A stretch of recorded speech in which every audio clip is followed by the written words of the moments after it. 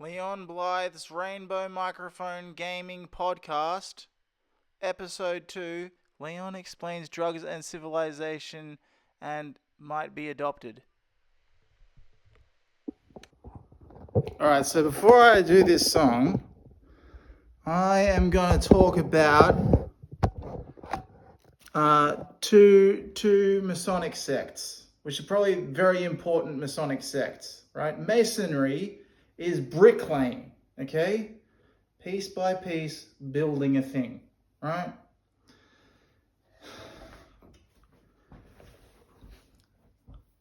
You know, you got kind of different types of bricks as well, you know? Some bricks, I think they call them, what do they call them? They call them ingots. You know, an ingot is a brick of metal, right? Pure gold, pure silver, pure whatever metal, or metal, steel. I guess you could probably get blocks of steel that you just send to another place. I don't know how that works. I'm not actually...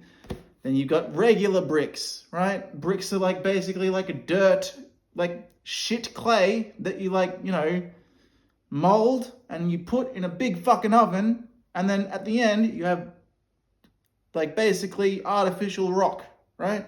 And with your artificial rock in a, you know, often sort of rectangular prism shape, you can build a thing, you know, by making, you know, artificial rock slop and, you know, putting it all together, right? So those are two types. You got that would be metallurgical bricklaying. Anyway, Masons, right? But then there's like these two very important sects in Masonry, and they're called. There's the Knights Templar. I don't want to blow this too far open. I don't think it's gonna. I think it will be fine. All right, you've got the Knights Templar and you have the Rosicrucians, right? The Knights Templar were the dudes that, you know, probably did the ingots, right? And the Rosicrucians, they did a sort of probably more kind of involved and technical type of masonry in the sense that they were needed to be protected by the ingot men who made the weapons and could fight, because sometimes those dudes would get into fights and be so bad they'd fuck up their arm or some shit, need it lopped off, and in the process of doing that need some pain relief, right? So what the Rosicross, and so okay, so the roses, okay, are native to where? Turns out Afghanistan, Pakistan, right? They literally are native, like roses. The weird little vine probably comes from, anyway, what else is grown in Afghanistan classically? That's right. Opium, okay? Opium is eventually sort of cooked down by, you know, more advanced scientific types of people in probably like, you know, Turkey, right?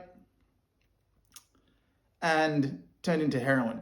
And then the heroin trade sort of bricks slowly via the network of, you know, crusading Christian people, right? Oh, yeah, save me some heroin, Mr. Jesus over there. You know, that sort of thing. Anyway, fucking, and like that, and then like, and heroin is like a sort of like, you know, reduced, cooked up, sort of like more advanced version, like more chemically, I don't know, it's just a better version of opium, you know, like a more effective, more, whoa, that's some fucking opium, you know? The point I'm trying to make is, I've written a song, oh fucking goddamn it, I've written a song, right? And okay, and so, also, I have to actually turn the mic on, and for the song, okay? I have to get the logic. I'll call this one A Little Monster Times 10, all right? That's on, all right? So just gonna might change in audio, I think. Okay. Starting a new love while still hung up on an ex. In the pantheon of modern villains of love, there is one character who stands out as worthy of particular condemnation. The fiend who starts a new relationship while still not fully over their ex. The complaints against this appalling figure are legion. Why are they wasting everyone's time? Why such selfishness and deceit? What amoral and disgusting behaviour to show up at love's door like this? Why not just wait? The outrage is easy to sympathise with, especially if we, or someone we care about, has ever been on the receiving end of the damage that can ensue in some of the more extreme cases. The problem is that pure outrage has very little to teach us. We end up abundantly certain about what people should not do, and yet without much clue as to why they sometimes do it anyway. The reality is that for some of us who aren't necessarily outright monsters, there may not always be a choice between getting over a past relationship on the one hand and starting a new relationship on the other. Such is the grief that we are mired in. Such is the hold of sentiment and nostalgia. Anyway, the fucking thing is, right? A city, even now pretty much, aside from the suburbs, and the suburbs is basically a sort of like stagnant outgrowth of the Templars and what they do, and also the chemist people, the Rosy Crosses, the people that go walk to Afghanistan, buy a little bit of heroin, a little silk thing hundreds of years ago, and then bring it back, and hopefully they don't have to use it all along the way, and then they sell it to some fucking duke in wherever the fuck. It doesn't matter, okay? Thousands of years this has gone on, okay? And it's probably... Anyway, I don't want to go into the recent history of that, obviously. No one would. So the point is, okay, this is a song that I just wrote about the potential of being adopted, right? In 1986, there and around abouts, right? I was in fact abandoned by my junkie parents at what I've come to believe is my mother and father's house. I don't know if that's how the story really goes, okay? I just don't want to talk, if it were true, I just want to have said that to not be causing too much shit amongst the people that I'm actually related to, I guess. Things might not be as they seem. It might be a bit darker than anyone is willing to admit,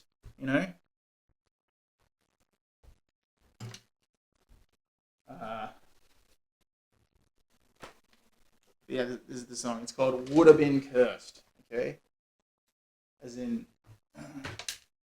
could have been worse. It is cursed anyway. Alright, and the song goes, yeah, okay. It's a C, bit out of tune. A, okay, C and A. Alright, it goes. Wait, let me just get this moving over here. Alright.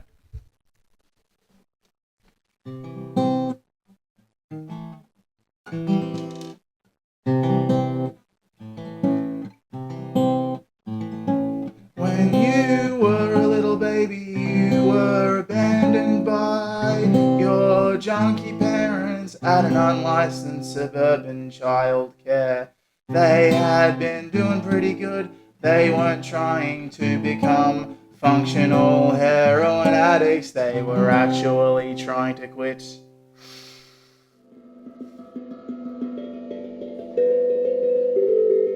Legalize drugs and cancel war. That day they had an argument, both of them lost. And that night they both died of an overdose in bed. Alright, that is Leon is a rainbow microphone gaming podcaster. Gaming.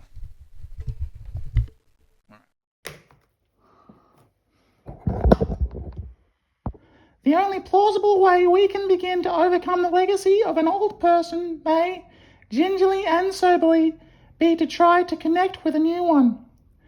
We could otherwise have waited for 5 or 500 years in a room on our own without ever making progress. The sole realistic way of staunching our wound is to love again. This isn't, of course, the neat scenario that moralists like to believe in. But the difficulty with moralism is that it raises the burden of honesty to such a degree that it more or less forces people to end up in deceptions. Why wouldn't a heartbroken person be tempted to lie about their state when the alternative would be to condemn themselves to a permanently solitary future? Paradoxically, the more two lovers can bring themselves to share and listen to their complicated realities, the more fidelity stands to increase. Relationships, at their most noble, should be about making room for the less edifying aspects of being human, the bits we wish weren't there but are. Lovers become more solid rather than less so, as they confess without too much fear and with all the necessary caveats that they still have confusing feelings for someone else at times, or, indeed, that they are sometimes angry or sad or jealous or inadequate. The more we allow someone to be who they are, the more our bond with them deepens. So tell me more about your ex. It sounds sad but interesting. Might be the question that more than any other allows someone to love afresh and ironically move on decisively from a troublesome ghost. Good parents are aware of the benefits of allowing tricky truths into the light. They know that if they remain calm when a child says that they sometimes think mummy is a horrible cow, or that they want daddy dead, this is a prelude to delinquency. This isn't a prelude to delinquency or mass murder. It's a passing articulation of ambivalence, which, if it can be accommodated without weakness or fury, will help a small person to feel seen and loved. Naturally, in a perfect world, no one would ever have any feelings for an ex of any kind, just as no one would never fancy the waiter, flirt with a stranger, or wish for a few moments to abandon the partner they adore. But in this world, so long as complex feelings are expressed with sanity and respect, it may be highly conducive to love that they should be listened to with imagination. What love properly aims at is a mutual, kindly, forgiving acknowledgement of all the stranger aspects that come with being human. The people we properly love are those who allow us to explain who we are without judgment or fury.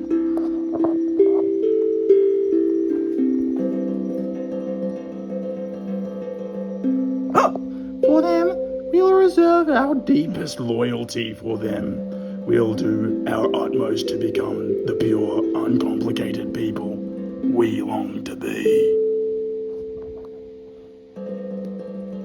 There's like a picture of a liminal space.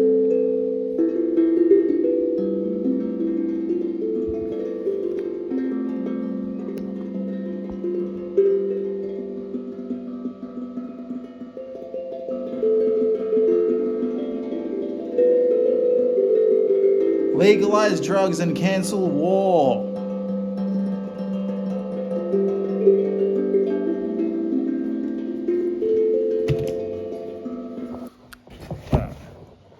That'll work. And if you're going to kill yourself, make sure you organize a babysitter.